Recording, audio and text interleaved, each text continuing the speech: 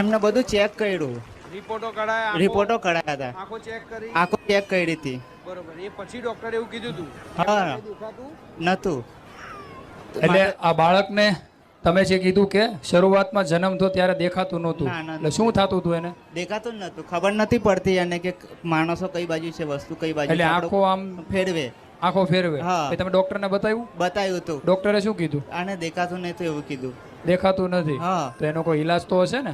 ઈલાજ તો નહીં, પછી એવું કીધું 2 વર્ષ પછી આવજો તો અમે નક્કી કરશો કે આનું શું કરવાનું છે. તો ત્યાર પછી મેં માતાજીની માનતા માની, તો પછી 1 મહિનામાં દેખાતું થઈ ગયું. એટલે પેલા એવું કીધું કે 2 વર્ષ પછી આવશો પછી નક્કી કરશું. નક્કી હજી કરશું. હા. પછી રિઝલ્ટ તો હજી કાંઈ નહોતું કીધું ને? ના ના ના. અને માતાજીની માનતા માની? હા, કોઈ માની. કયા માડીની?